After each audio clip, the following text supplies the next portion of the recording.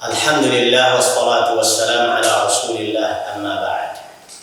Melanjutkan bedah visi dan misi Al-Ma'had. Kali ini kita membahas visi ketiga. Al-Ma'had memiliki visi dan misi. Misi yang ketiga adalah membangun pola kekerabatan, keterpaduan, dan koordinasi antar para ahli ilmu, praktisi atau rijalul a'mal, dan pemegang power di berbagai bidang. Kita perhatikan bahwa dalam masyarakat secara luas, dalam kehidupan berbangsa dan bernegara, tidak jauh dari 3 tipe peran manusia. Pertama, sebagai ahli ilmu, ulama.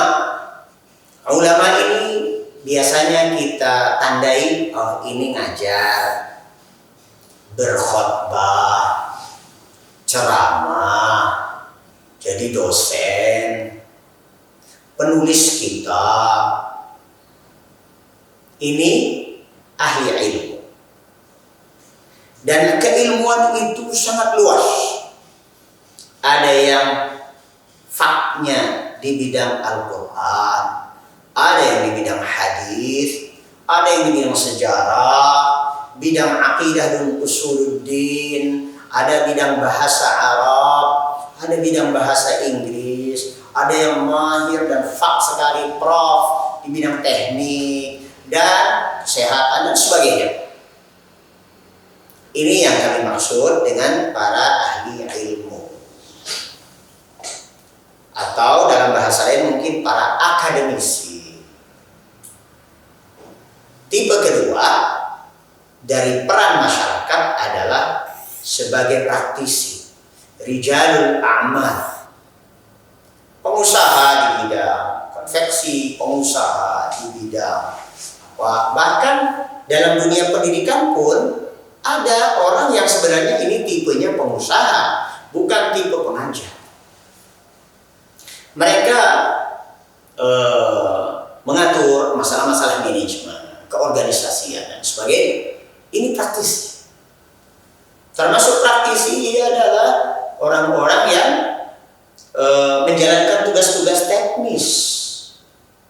Ada tugas teknis di lalu lintas, tugas teknis di bidang pembangunan, ada tugas teknis di bidang kesehatan dan sebagainya. Termasuk tugas-tugas teknis dalam pendidikan, yaitu yang disebut dengan TU. Kalau kita dulu menyebutnya TU, sekarang disebut dengan bagian administrasi.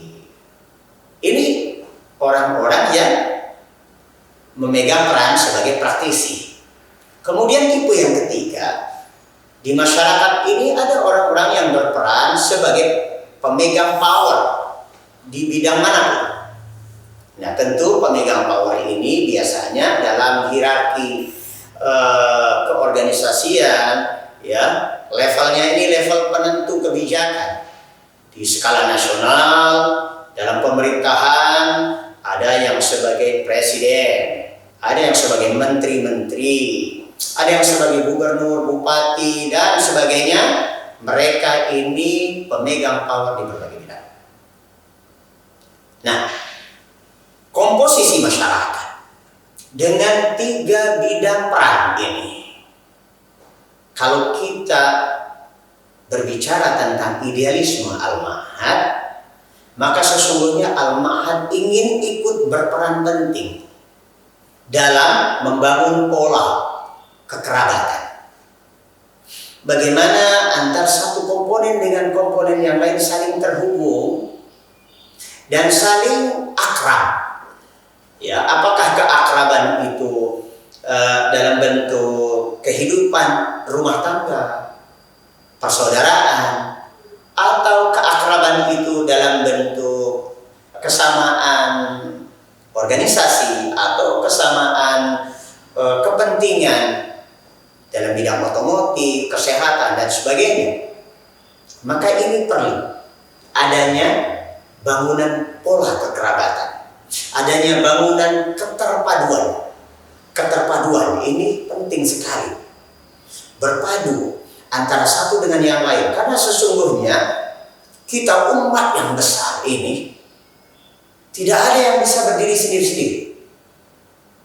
Guru-guru kita dulu sering memberikan ilustrasi bahwa apabila ada satu lidi dipakai untuk menyapu, ini tidak akan mampu menyapu sampah yang sedemikian banyak di tanah lapang yang luas. Tapi jika kita kumpulkan ratusan ribuan lidi, kemudian kita bentuk sapu lidi, maka tentunya akan memiliki daya sapu, daya solusi yang besar dan efektif serta efisien dalam menyelesaikan masalah bersama. Maka setelah ada pola kekerabatan, perlu adanya pola keterpaduan, dan berikutnya adalah pola koordinasi, saling berkoordinasi, dan ini adalah turunan dari keterpaduan. Kalau sudah memiliki keterpaduan sikap, keterpaduan pemikiran, keterpaduan akidah, keterpaduan tujuan, kepentingan bersama kita, baik secara duniawi maupun ukhrawi, maka kita perlu pola koordinasi. Kalau kita memiliki pola koordinasi, maka tidak selalu setiap masalah duduk harus demo bareng-bareng. Semua ada perannya masing-masing. Yang memiliki peran di lembaga pendidikan, silahkan fokus di lembaga pendidikan. Yang memiliki peran di bidang dakwah di masyarakat sampai ke daerah-daerah terpencil, yang mengurusi para mu'allaf yang baru saja masuk ke dalam Islam, mereka harus dibantu, ditolong, masing-masing pada porsinya. Tetapi masing-masing berkoordinasi dengan yang lain sehingga tidak tercerai-berai. Sungguh umat Islam yang komposisinya secara kuantiti sangat besar ini sesungguhnya tidak terlalu membanggakan. Sampai Nabi kita Muhammad SAW mengingatkan akan peristiwa yang akan terjadi dan dialami oleh umat ini dengan jumlahnya yang huge number of the people, masyarakat yang jumlahnya sangat besar. Apa kata Nabi SAW ilustrasi tentang kondisi umat Islam di akhir zaman? Sahabat Nabi bertanya, awanahnu yawma idzin qalil, apakah kita umat Islam pada zaman tersebut jumlahnya sedikit ya Rasulullah? Apa kata Nabi SAW? Bal antum yawma idzin katsir. Justru sebenarnya secara kuantiti kalian ini umat yang jumlahnya sangat besar. Walakinnakum, kemudian kata Nabi, dari sisi quality, dari sisi kuantitas, dari sisi kekerabatan, keterpaduan dan koordinasi, ghusa. Walakinnakum ghusaun ka ghusa'is sayl. Kalian itu tidak ubahnya buih. Ketika datang banjir, kelihatan tuh merupus, ya, muncul di permukaan sehingga nampaknya banyak, tapi kualitasnya kualitas buih. Dan kita perhatikan tipologi, karakter buih itu apa? Kalau menjadi sebuah bangsa, menjadi komunitas umat dalam skala keumatan, kami umat buih, kami bersatu untuk tidak pernah bersatu. kami bersepakat dalam jumlah yang besar ini untuk tidak pernah sepakat. Maka kita perhatikan dulu sebelum tahun 98, sebelum masa reformasi, umat Islam mungkin seberapa porsinya memilih Golkar, dan seberapa porsinya memilih PDI, dan seberapa porsinya memilih P3. Kalau kita bicara peta politik pada saat itu, umat Islam banyak yang kemudian mendukung, kalau tidak P3 ya Golkar. Tapi setelah itu, setelah masa reformasi, setelah tahun 98, apa yang terjadi? Berubah menjadi 24 partai. Kemudian berikutnya dan berikutnya lagi, terus multi partai. Apa yang terjadi dengan kaum muslimin? Kita bicara politik ya. Ini bukan berarti saya praktis politik, bukan juga saya praktis di pendidikan. Saya adalah penggagas dan yang meng-create Al-Ma'had ini. Tapi saya berpikir ini pola pikir dari sisi bangunan pola kekerabatan, keterpaduan dan koordinasi antar tiga komponen umat ini. Umat ini ada semua, ahli ilmunya banyak, praktisinya banyak, pemegang powernya juga banyak.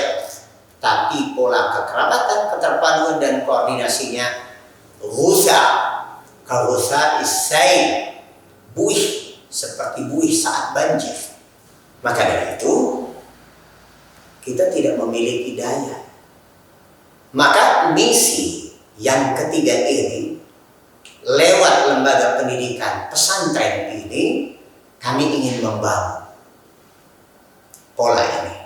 Kita hanya bisa berencana, kita berusaha dengan segala daya upaya yang kita miliki, dan pada hasilnya hanya Allah Subhanahu wa Ta'ala yang mampu menentukan hasilnya.